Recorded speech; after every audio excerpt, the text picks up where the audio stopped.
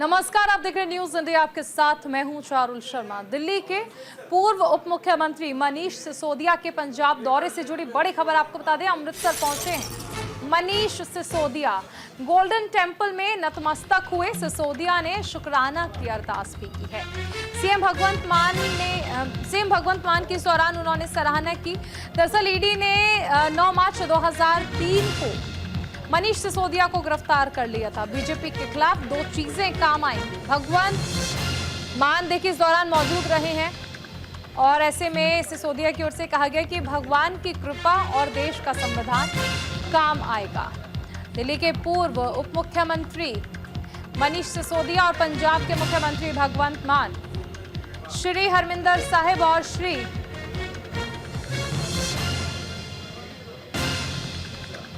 दुग्याना तीर्थ में मत्था टेका। आपको बता दें कि सिसोदिया ने वाहेगुरु के सामने अपनी रिहाई के लिए शुक्राना की अरदास की। सिसोदिया ने श्री अकाल तख्त साहिब के समक्ष भी शीश नवाया। उन्होंने श्री हरमिंदर साहिब की परिक्रमा भी की। शुक्राना के तौर पर सिसोदिया ने श्री हरमिंदर साहिब में कड़ा प्रसाद की देग भी चढ़ाई। साथ ही वाहेगुरु के समक्ष रुमाला साहब भी भेंट किया।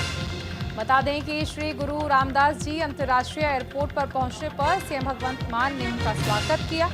मनीष सिसोदिया को 17 महीने जेल में रहने के बाद शराब घोटाले में बेल मिली। सिसोदिया ने स्थानीय नेताओं से मुलाकात की। साथ ही सिसोदिया ने सीएम भगवंत मान की तारीफ करते हुए कहा कि सीएम मान के नेतृत्व में पूरे पंजाब की टीम बहुत शानदार काम कर रही है। वो जेल में थे तो दुआ करते थे कि बीजेपी जिस तरह से षड्यंत्र रच रही है उसमें 2 चीजें काम आएंगी, भगवान की कृपा और देश का संविधान। मैं खुश हूं कि भगवान ने कृपा की है।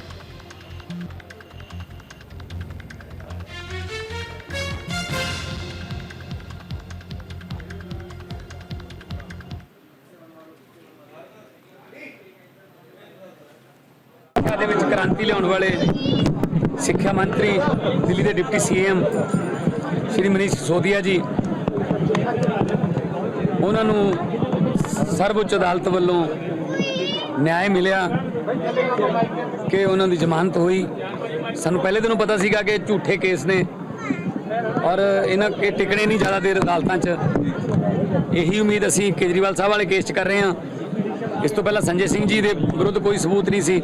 ਸੋ ਇੱਥੋਂ ਇਹ ਸਿੱਧ ਹੁੰਦਾ ਬਸ ਸਿਰਫ ਇਹ ਕੁਝ ਸਮੇਂ ਲਈ ਸਾਡੇ ਲੀਡਰਾਂ ਨੂੰ जेल च भेज के पार्टी तोड़ने की कोशिश करते हैं, पर आम आदमी पार्टी किसी होर मिट्टी की बनी हुई है, वो कोई तरेड़ या दरार नहीं आऊगी। तो अरदास की सी। मेरे लिए बड़े सौभाग्य की बात है कि आज मुझे यहाँ दरबार साहब में माथा टेकने का अवसर मिला। ये बड़े सौभाग्य से मिलता है। और जब मैं 17 महीने जेल में था तो बहुत शिद्दत से मैं रोज़ाना याद करता था क्योंकि मैं सच्चाई की लड़ाई लड़ रहा था और झूठ और साजिशों के तहत जेल में भिजवाया गया था। तो मेरी हमेशा सच्चे गुरु के चरणों में यही अरदास रहती थी कि सच्चाई की जीत होनी चाहिए। और जब सच्चाई की जीत हुई, मुझे दरबार साहब के आशीर्वाद से, ऊपर वाले के आशीर्वाद से, माननीय सुप्रीम कोर्ट और देश। हमारे साथ सहयोगी राकेश छाबड़ा जुड़ गए ज्यादा जानकारी के साथ। राकेश, देखिए पूर्व डिप्टी सीएम मनीष सिसोदिया आज पहुंचे थे पंजाब और यहां पर उन्होंने गोल्डन टेंपल में मत्था टेका।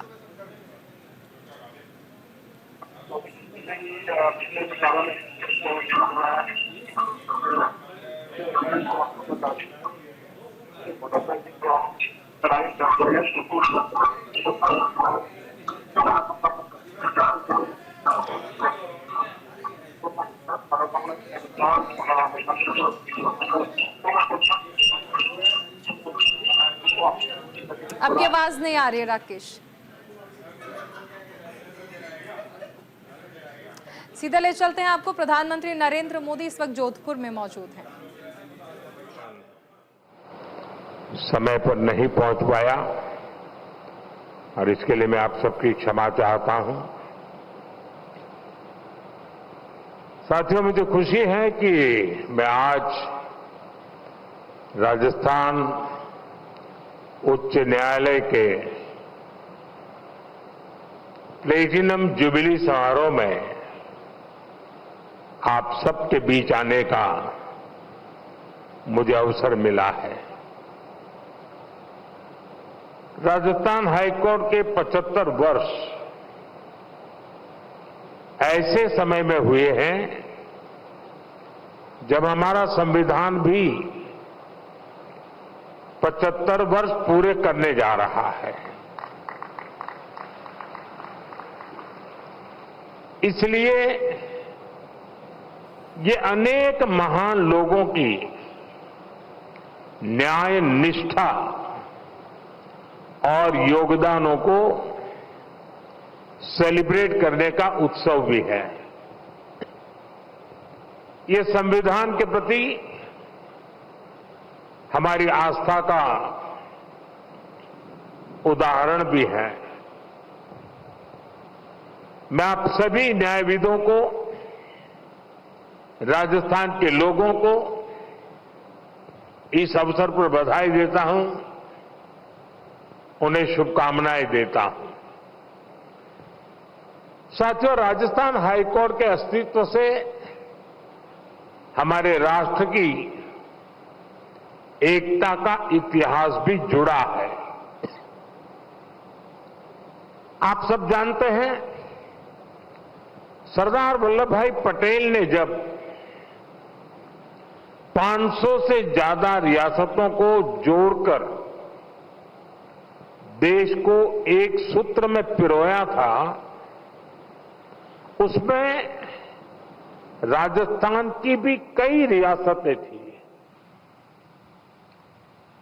जयपुर, उदयपुर और कोटा जैसी कई रियासतों के अपने हाईकोर्ट भी थे। इनके इंटीग्रेशन से राजस्थान हाईकोर्ट अस्तित्व में आया, यानी राष्ट्रीय एकता ये हमारे जुडिशियल सिस्टम का भी फाउंडेशन स्टोन है।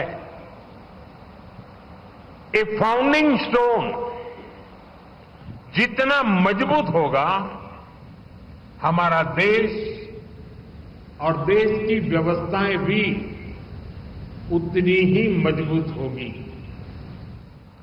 साथियों, मेरा मानना है न्याय हमेशा सरल और स्पष्ट होता है, लेकिन कई बार प्रक्रियाएं उसे मुश्किल बना देती हैं। ये हम सबकी सामूहिक जिम्मेदारी है कि हम न्याय को ज्यादा से ज्यादा सरल और स्पष्ट बनाएं। और मुझे संतोष है कि देश ने इस दिशा में कई ऐतिहासिक और निर्णायक कदम उठाए हैं। हमने पूरी तरह से अप्रासंगिक हो चुके सैकड़ों कॉलोनियल कानूनों को रद्द किया है। प्रधानमंत्री नरेंद्र मोदी को आप सुन रहे थे। चलिए आगे बढ़ते, एक बड़ी खबर, अमृतसर में एनआरआई पर फायरिंग की गई है। फायरिंग मामले में पुलिस ने एक्शन लिया है। अमेरिका में दरअसल ये पूरी साजिश रची गई। एनआरआई की पहली पत्नी ने ये पूरी साजिश रची। हमलावरों की मदद करने वालों को गिरफ्तार किया गया। 5 लोगों को पुलिस ने गिरफ्तार किया। अमृतसर के दबुर्जी में शनिवार को एक एनआरआई के घर में घुसकर गोलियां चलाने वाले आरोपियों को, पनाह और मदद करने वाले 5 आरोपियों को पुलिस ने गिरफ्तार किया है। पुलिस ने बताया कि सुखचैन सिंह पर हमला पहली पत्नी और उसके परिवार वालों ने मिलकर कराया था। सभी अमेरिका में रहते हैं और वहीं से हमलावरों को पैसे भेजे गए। हमलावरों की मदद 5 लोगों ने की। वारदात से पहले एक होटल में रुके अमृतसर पुलिस कमिश्नर रंजीत सिंह ढिल्लों ने बताया कि दोनों परिवार एनआरआई हैं। मामले में 5 युवकों को गिरफ्तार किया है। अभी हमला करने वाले 2 हमलावरों को गिरफ्तार नहीं किया गया है। पुलिस उनकी गिरफ्तारी की कोशिश कर रही है और जल्दी उन्हें गिरफ्तार किया जाएगा। ढिल्लों ने बताया कि सुखचैन की पहली पत्नी के रिश्तेदारों ने हमला करवाया।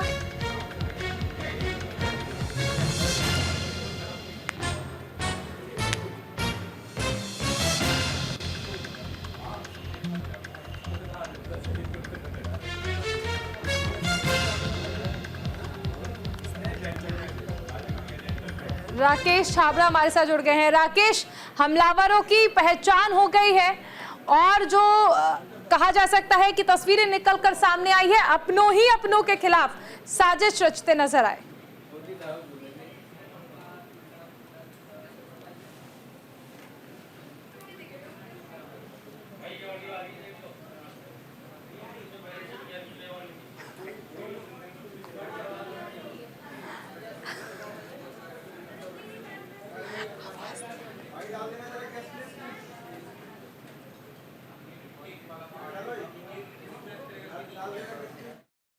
था उसको सुलझा लिया गया है। उसमें उसके दो परिवारों का आपसी झगड़ा था। दोनों परिवार अमेरिका में रहते थे और जो दूसरा उसका आपसी रंजिश का बात था, उसी के तहत उन्होंने जहां से सुपारी देके उनके घर बंदे भेजे थे और उन आदमियों के हम काफी पीछे लगे हुए हैं और इस केस को कंप्लीट हमने सॉल्व कर लिया है। It is a matter of time when the two जो हमलावर में उनको कब अरेस्ट किया जाता है। रेस्ट उन्होंने बाहर से फंडिंग करके ये काम करवाया है। दोनों परिवार बाहर हैं, एनआरआई परिवार है। उनको मालूम था कि ये आदमी इस वक्त यहाँ आया हुआ है। उन्होंने हायर करके अपने जो के होशियारपुर डिस्ट्रिक्ट में उसके पेरेंट्स रहते थे, उनके ऊपर भी पर्चा दर्ज है और हमने इसमें टोटल 5 आदमी जेडे गिरफ्तार कर लिए हैं और बाकी इसकी मनी की डिटेल जो वहां से ट्रांसफर हुई है यहाँ से आफ्टर द क्राइम, वो भी हमने वर्कआउट कर लिया। Soon we will arrest the other हमलावर, उनको अरेस्ट कर लेंगे।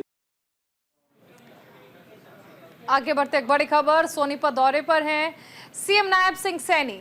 सीएम नायब सिंह सैनी स्वाभिमान रैली को संबोधित करने पहुंचे, कांग्रेस पर निशाना साधा। बीजेपी कांग्रेस को दिखाएगी कि सरकार कैसे चलाई जाती है। 4 अक्टूबर के बाद कांग्रेस को जनता दिखाएगी फुल। हरियाणा के मुख्यमंत्री नायब सिंह सैनी ने सोनीपत के गांव सनपेड़ा में जोगी समाज की ओर से आयोजित स्वाभिमान रैली को संबोधित किया। रैली के दौरान मुख्यमंत्री सैनी ने कहा कि अभी तो ये सिर्फ ट्रेलर है, असली फिल्म 4 अक्टूबर को मतगणना के बाद दिखाई जाएगी। उन्होंने कांग्रेस पर तंज कसते हुए कहा कि पूर्व सीएम भूपेंद्र सिंह हुड्डा को गैस सिलेंडर 500 रुपए में चाहिए तो उन्हें बीपीएल कार्ड बनवाना पड़ेगा। सैनी ने कहा कि बीजेपी कांग्रेस को दिखाएगी कि असल में सरकार कैसे चलाई जाती है। सीएम सैनी ने अपने संबोधन में कहा कि हरियाणा के लोगों ने देख लिया है कि ओबीसी समाज के बेटे ने क्या काम किया है। उन्होंने जोगी समाज के लोगों की आजादी के संघर्ष में दी गई कुर्बानियों को याद किया और कहा कि जोगी समाज ओबीसी समाज का ही एक हिस्सा है। उन्होंने आरोप लगाया कि कांग्रेस ने हमेशा ओबीसी समाज का शोषण किया, जबकि प्रधानमंत्री मोदी ने समाज को अधिकतर अधिकार दिए हैं। सैनी ने यह भी कहा कि ओबीसी बिल को संसद में लाने पर सबसे पहले कांग्रेस ने ही विरोध किया।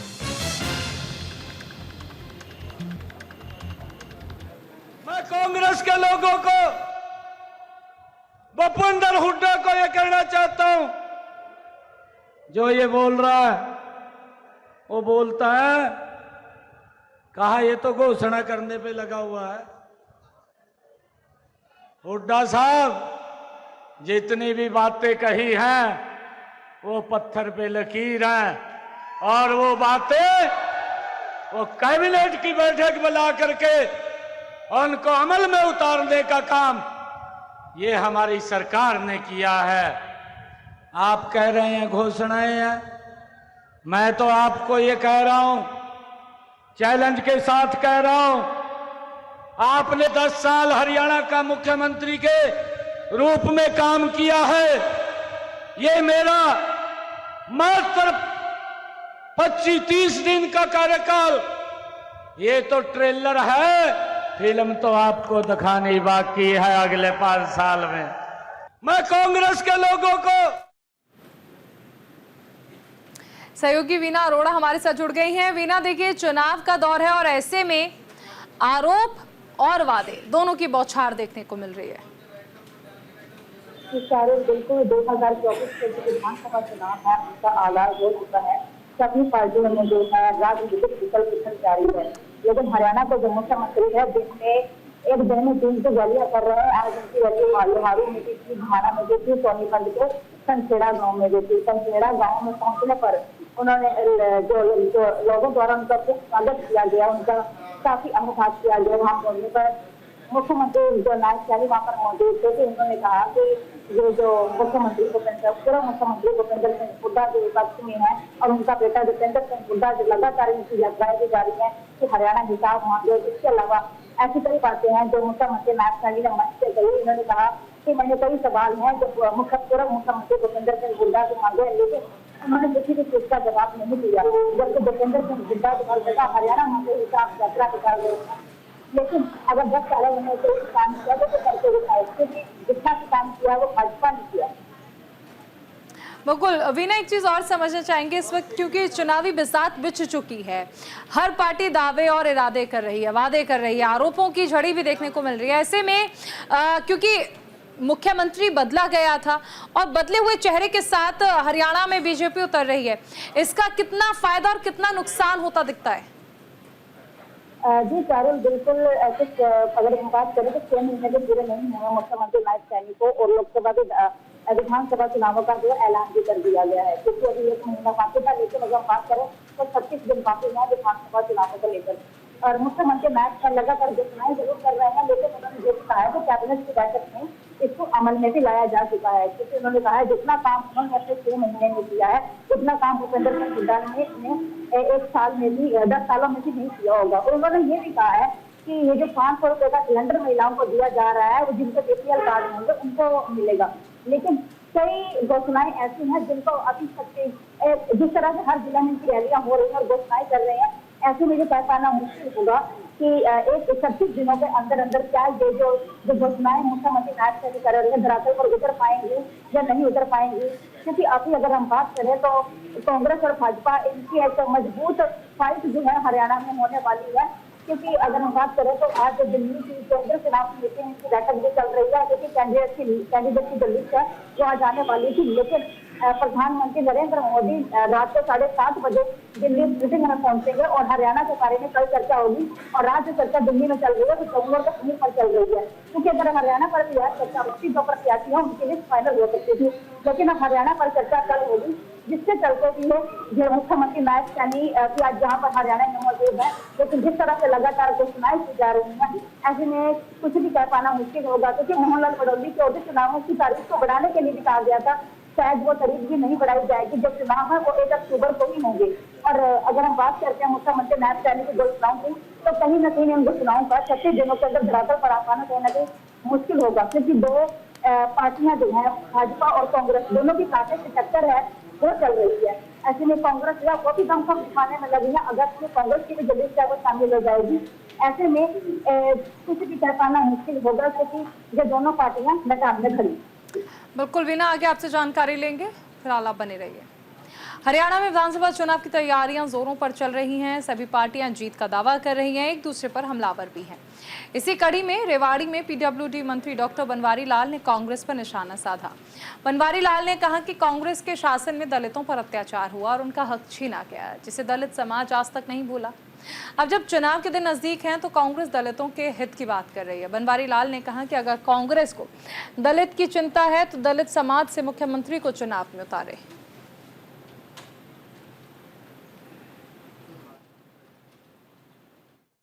भारतीय जनता पार्टी एक संगठनात्मक पार्टी है और हर रोज कोई ना कोई प्रोग्राम संगठन के चलते रहते हैं।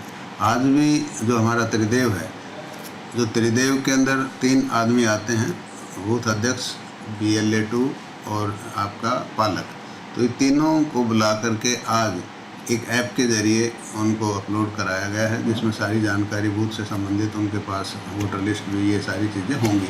तो ये पार्टी का एक बहुत बड़ा माइक्रो मैनेजमेंट का सिस्टम है हमारा। पन्ना प्रमुख तक हमारी पार्टी पहुंची हुई है। तो हर कार्यकर्ता को आने वाले चुनाव में किस तरह से काम करना है और कितनी मजबूती से काम करना है, ये सारी चीज़ें हम इस बैठक में बताई हैं, ताकि आगे आने वाले चुनाव में किसी तरह की कोई परेशानी ना हो। हरियाणा के यमुनानगर में विधानसभा चुनाव का आगाज हो चुका है और सभी राजनीतिक पार्टियों में उथल पुथल है। ऐसे में आम आदमी पार्टी के हरियाणा में क्या तैयारियां हैं, इसी को लेकर हमारी सहयोगी वीना अरोड़ा ने आम आदमी पार्टी के जॉइंट सेक्रेटरी ललित त्यागी से खास बातचीत की। 2024 के विधानसभा चुनावों का आगाज हो चुका है। हम हरियाणा की बात करते हैं। अगर हरियाणा की बात करें तो सभी पार्टियों में जो है राजनीतिक उथल पुथल चल रही है, चाहे हम बात करें भाजपा की, कांग्रेस की, आम आदमी पार्टी की, इनेलो की या बसपा की। सभी पार्टियों में राजनीतिक उथल पुथल जारी है। अगर हम बात करें यमुनानगर की, तो यमुनानगर में आम आदमी पार्टी को लेकर किस तरह की तैयारियां हैं, हमारे साथ मौजूद हैं अंबाला लोकसभा के जॉइंट सेक्रेटरी ललित त्यागी जी। उनसे बातचीत करते हैं कि आम आदमी पार्टी किस तरह से तैयारियां कर रही है विधानसभा चुनावों को लेकर। त्यागी जी, आपका न्यूज इंडिया चैनल पर स्वागत है। आप क्या कहना चाहेंगे कि आम आदमी पार्टी है और 90 विधानसभाएं हैं, ऐसे में क्या तैयारियां हैं आपकी हरियाणा में? देखिए, हमारे माननीय जो अध्यक्ष हैं डॉक्टर सुशील गुप्ता, उन्होंने आज भी घोषणा की है, आज भी बताया है कि 90 की 90 विधानसभा में आम आदमी पार्टी बड़ी मजबूती से चुनाव लड़ेगी और अकेले चुनाव लड़ेगी। ये हमारे अध्यक्ष जी का कहना है और मैं आपको आपके चैनल के माध्यम से बताता हूँ कि यमुनानगर विधानसभा हम डॉक्टर सुशील गुप्ता जी को जीत कर देने वाले हैं।